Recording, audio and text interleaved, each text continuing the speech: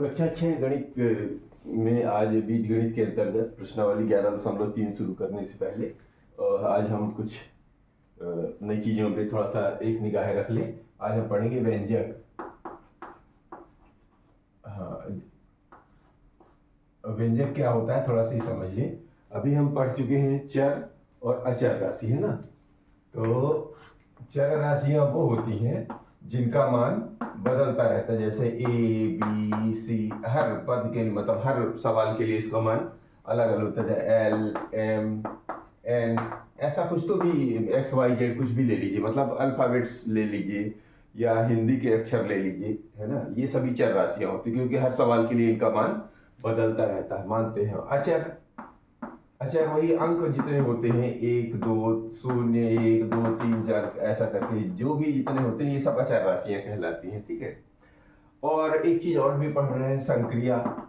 ये सब जानते हैं लेकिन एक बार रिवाइज कर लेते हैं। संक्रिया होती है एक जोड़, एक घटाना, एक गुणा और एक भाग, ये 4 संक्रियाएं होती हैं। वैसे मूलतः 2 संक्रियाएं ही होती हैं, अब 2 से वो 4 हो जाती है। कैसे हो जाती है? जब कई बार जोड़ना पड़ जाए, किसी संख्या को कई बार जोड़ना पड़ जाए और उसी संख्या को बार बार जोड़ना पड़ जाए, तो जितनी बार जोड़ते हैं उतनी बार को ही हम अब गुणा कह देते हैं।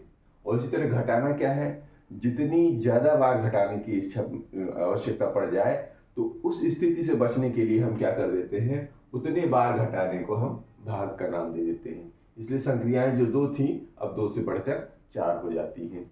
तो व्यंजक क्या होगा? व्यंजक एक बार तो ऐसा आएगा कि चर आ जाए एक साथ, है ना। अभी जब सवालों में या तो चर राशियां ही एक साथ बहुत सारी आ जाएं, या अकेले आए, या 2 के साथ आए, या 3 के साथ आए, या जैसे भी आए वो अपनी कंडीशन के साथ आ जाएंगी। इसी तरह अचर राशियों में, अचर में क्या आएगा कि ये अंक जो है इन संक्रियाओं का ध्यान रखना है, ये संक्रियाओं के साथ आने हैं, ध्यान रखना। इसी तरह ये संक्रियाओं के साथ आ जाए, तो जब भी चर राशि या अचर राशि संक्रियाओं के साथ आ जाएंगे तभी हम उनको व्यंजक कहते हैं। यानी व्यंजक का 2 प्रकार के हुए, एक हुआ चर व्यंजक और एक होता है अचर या अंकीय व्यंजक। अचर कह सकते हैं, अचर या अंकीय व्यंजक। अब उदाहरण भी दे दो। चर व्यंजक क्या कहलाया? चर व्यंजक जैसे मान लो ए ही ले लिया, 5m x धन 2। अब देखिए इसमें क्या है, ए कैसे कह सकते हैं, संक्रिया कहाँ आई है? ए में संक्रिया ऐसे आई है कि ए को हम ए गुणे ए भी लिखते हैं, एक भी लिखते हैं।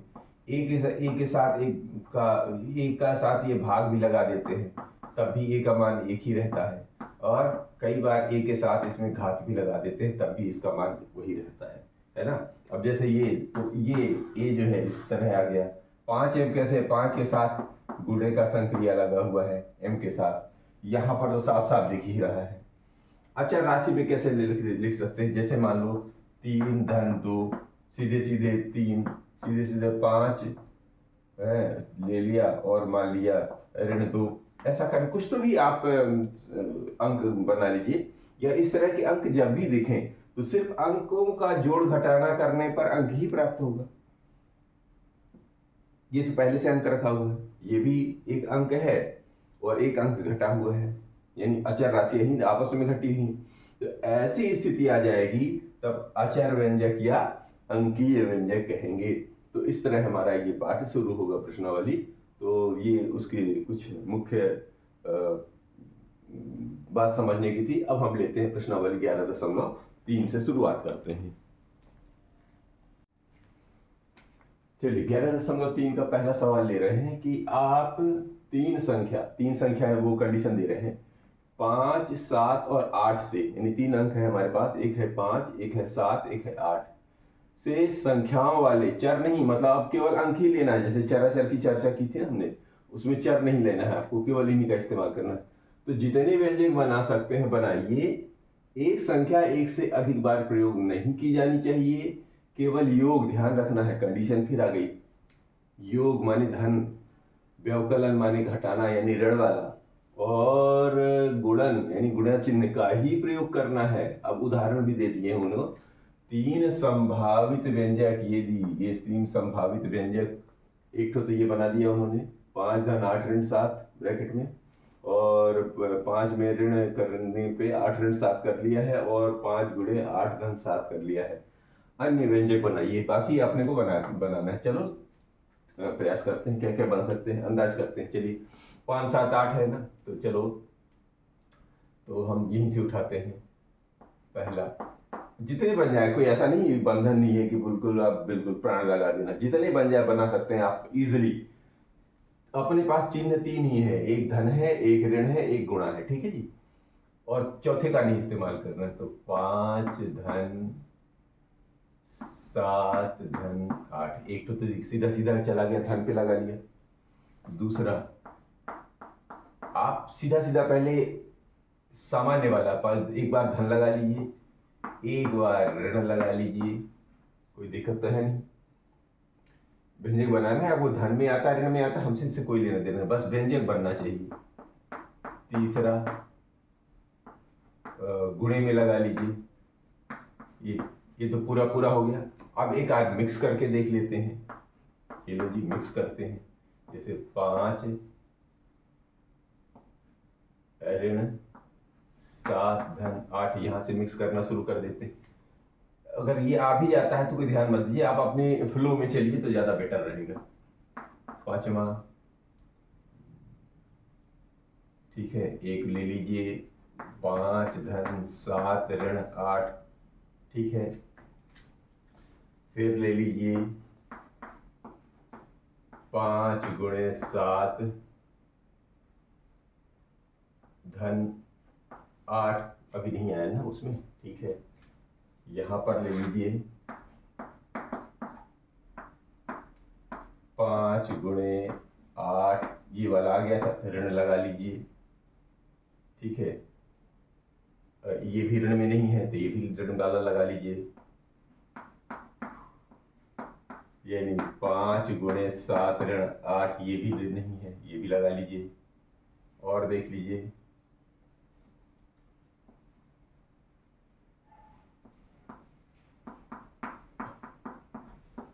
8, अब इसको बदल भी तो सकते हैं, अंक इधर ले लीजिए, 8 धन 5 ऋण 7 कर लीजिए। दूसरा और बदल लीजिए, 8 ऋण 5 धन 7 कर लीजिए, ये तो नहीं दिख रहा कहीं, और कर लीजिए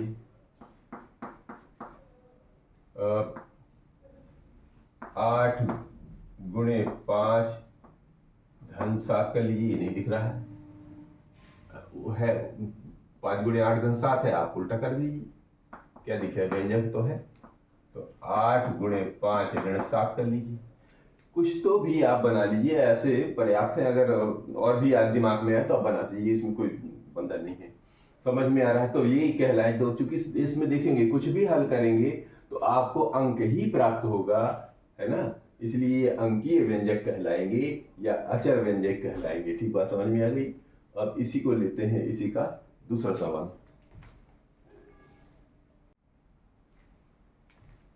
तो इसका दूसरा सवाल ले रहे हैं हम लोग, तो निम्नलिखित में से कौन से व्यंजक केवल संख्याओं वाले व्यंजक ही हैं। केवल संख्याओं वाले व्यंजक मतलब समझ रहे हैं, इसमें चर नहीं होना चाहिए। तो पहचानने का तरीका बताया था, जिसमें चर राशियां होंगी तो वो चर व्यंजक हो जाते हैं, जिसमें अंक होंगे तो अंकीय या अचर व्यंजक होते हैं। तो यहाँ पे पहचानने का है केवल संख्याओं वाले व्यंजक। तो देखिए इसमें चर राशि y लगी है, a में है y धन 3, ठीक है ना।